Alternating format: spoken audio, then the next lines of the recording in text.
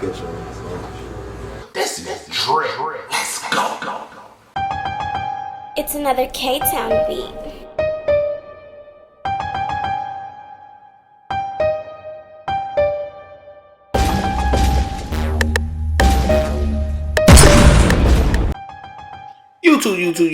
YouTube. It's your boy, Mr. Outliner. I know I've been gone for a minute. I've been trying to get my thoughts together, see what I'm gonna do, bring some new stuff to the table.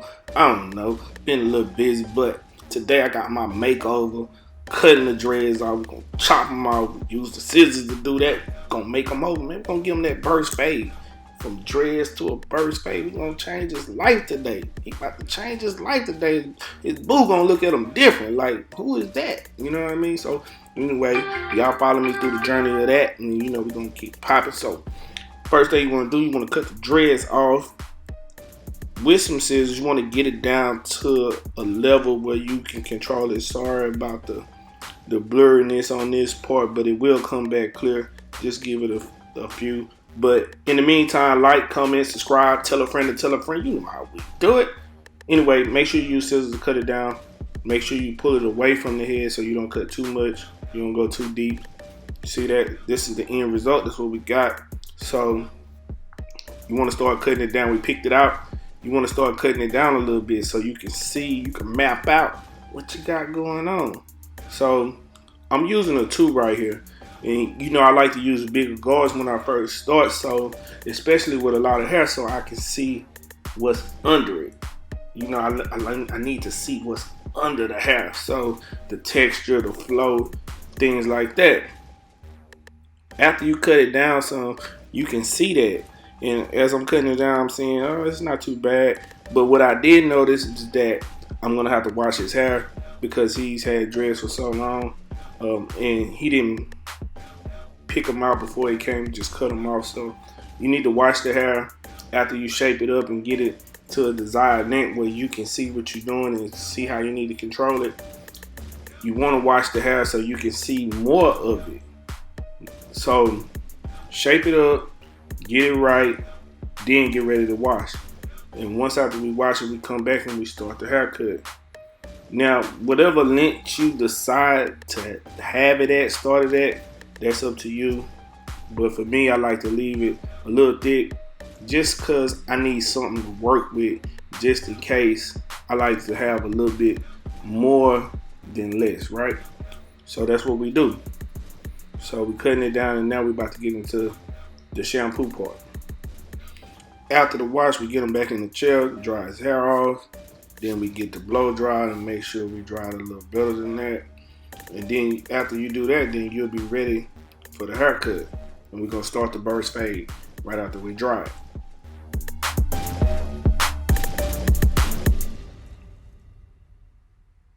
Now to start the burst fade off, you wanna comb it, make sure everything's in place. And you wanna make a round circle right around his ear. This is how I do mine. So everybody has a different way of doing it. You can do it either way, but all the times that I show you all the steps that I use to cut hair, every haircut is the same steps. It may take a different shape, but it's the exact same steps. You're gonna make your first guideline, always, and then you're gonna create the second guideline, like I always do. So I made my first guideline. Now I'm showing you what I'm doing on both sides of the head. So I'm doing the same thing on this side of the head also. So you come around and you make it around the ear. Clean it up as much as possible. Get your first guideline in order. And I'm trying to switch it up on how I do these videos. Like, make sure I'm not in the way. Make sure I'm showing you everything I'm doing. Try to give you a better view of what I'm doing. I've been trying to work on that. So that's another reason why I haven't dropped any videos lately, because I've been trying to perfect that part of it. But I think I'm really close to getting it. So if you work with me for another week or so, I think I'll have it down pat. So after that, this is my second guideline. And you all know, after I make it with my first guideline, I like to make my second guideline with a 1 guard. Now, I go up a little bit, about half an inch, like everybody else does, but go up half an inch and you clean it up. So you just want to be able to see the separation between the first guideline and the second guideline. After you establish that, you clean up the first guideline. Like we always do, you want to clean up the first guideline, and you want to start open to close all the time, just because you don't want to make a mistake. I've been doing it for a while. Sometimes I don't go open to close because I automatically can look at it and tell you, bam, it needs to be halfway. It needs to be 3/4 of the way. It needs to be closed. I can see that. So once you perfect it, then you'll be able to do the same thing. Now, right here, we knock the sides down with a 2 at first, so we come back with the 2 again, open to close. If it's not taking that much off, you drop down to a 1.5.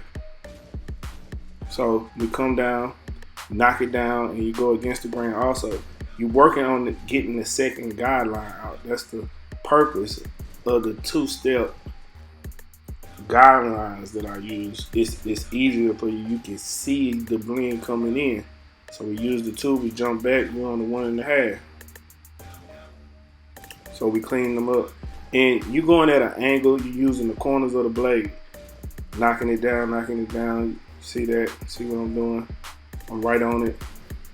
Clean it up. Sorry I'm going back and forth because, like I said, I'm trying to give you the best view possible so you can see exactly what I'm doing. And you see, I'm right on the guideline. That's it, I'm right on the guideline. And you clean it up. And always use both hands when you cutting. You know, either you holding the head or you combing the hair down. You have to get used to that practice. You have to use both hands. That combing the hair at the same time knocks the loose hair out the way, and it shows you the flow of the hair pattern when you also comb. And sometimes you need a little clip over comb so you don't have to keep picking up guards. So that's another thing that you might want to incorporate into your skills. You want to learn how to use clip over comb. It makes it a lot faster. One day I'll do a video over straight clip over comb. I won't use any guards or anything. I can cut the whole head with just clip over comb.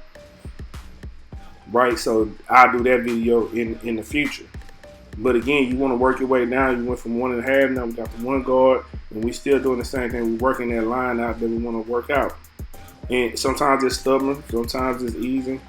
This particular case, it was a little stubborn, but we just kept working at it. And right here, we got no guard on there now. So we cleaned it up, open and close, making sure we had that first guideline out because I feel like the second guideline has been removed. Now it's a little bulkier around the top sides, corner or whatever, but we'll work that out too. Come down, you see I got the 1.5, you smooth it out like that. And you do it at an angle because you don't want to be too flat with it because it'll take a lot of hair off. Now you can see how the fade turned out. You can see it real good from this angle. You see that? And whatever bulkiness you don't like, continue to work it out. You know, everything doesn't have to be perfect the first go around. It's nice if you can do that. If you can do that too. But sometimes I just work. I don't like to get caught up in one thing. I like to keep it moving. You know, it's like a math test. You know, you might not understand that problem right there. You don't want to get stuck on that problem. You want to go to the next one, come back to that. And on the other side, we do the exact same thing. Knock it down. We already know we used on the other side, so we don't have to get caught up in do we use the 2 guard or 1.5 guard. If you just remember the same guards that you use on the other side, you can use it on this side. So we knew to use the 1.5. We knew to use the 1 to make the second guideline. We know to clean it up, the first guideline, and then work our way to the second. So that's what we're doing right here. We're gonna knock it out, get them right, and then we're gonna jump into the edge up.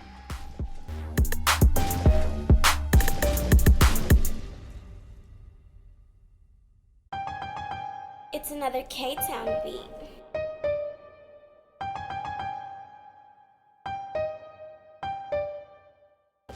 And after you finish that side, we move to the edge up. And you know how I like to do the edge up. You know, I want to knock down the front part of it so you can see exactly where the line goes. Nothing is overhanging over the edge up. And you know, you want to prep it, make sure everything is good. We use the 1.5 on this, and you use it at an angle. You don't let flat down until you can see the texture. Again, use big guards to little guards so you can see what's going on. Right here, I switched it to the 1 because I felt like he needed it on the side, just on the side, not on the front. You see that I smoothed it out. It looks good now. And I'm using my holding spray. The holding spray I use, I buy it from Sally's. I don't know if everybody has the Sally's where they're at, but it's called Frozen Stiff. It's in a purple can. They have a couple different ones, but I like that one because it's not too thick and it sticks good. It holds well. The purpose of using the holding spray is to hold the hair in place while you edge it up. It's going to make it nice and dry and it's going to look crispy. You see how I'm cutting it? You can see close up right there where it's the crispiness shows from the holding spray. So you start from the middle and work your way over.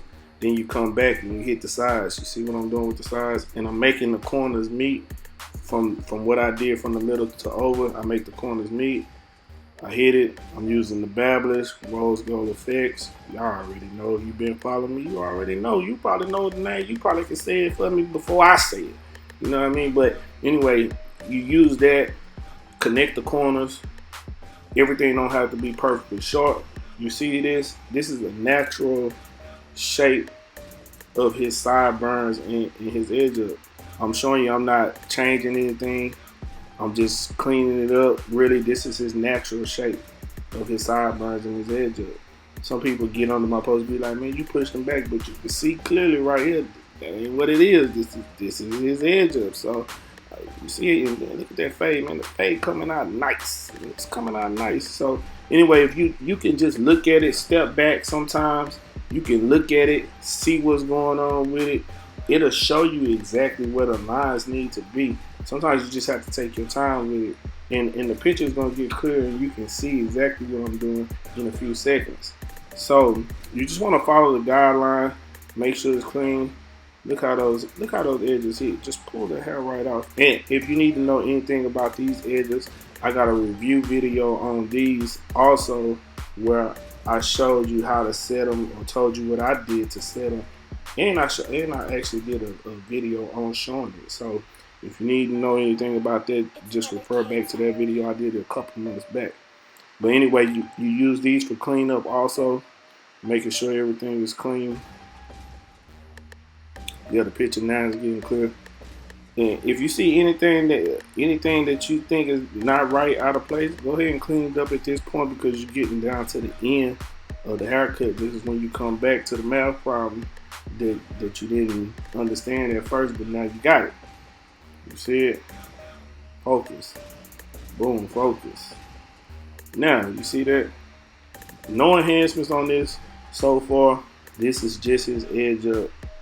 And if you put enhancements on this now and the enhancements come off, wear off, it's still gonna look like that. So he has nothing to lose. On this side, we do the same thing. You start from the middle, but I always start on the side sometimes, but you can start from the middle, work your way over on this way, and connect the corners. As long as you connect the corners, it doesn't matter where you start, as long as you connect the corners. That's my main thing. So I see the two lines, you want everything symmetrical. So you stand in front of them to make sure that. Come on the side. This is what I was telling you. This is his natural sideburns. I didn't change anything. Look how they hit. See? Natural. It's all natural. Nothing. No enhancements on this. You can make a sharp line without using enhancements. And I know that already. So once you master that, you well on your way. It's not a lot of people, barber-wise, they can do that. So you clean them up. And it doesn't have to be perfect, but you want to try to get it perfect again. After that, you want to clean this back line up. Come through, you hit it. You want your edges to hit like that. You want to just be able to tap and go really without cutting them, without irritating them. It's hard to get them set like that. You just have to keep working at it.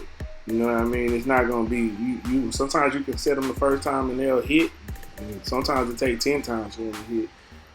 All mine don't always come out like that. But I'm gonna be doing a giveaway when I get a pair of the gold ones. I'm gonna give one of my 2 pair of rose gold effects away. already set, modified everything. All you have to do is wait for that video. I'm gonna do a contest.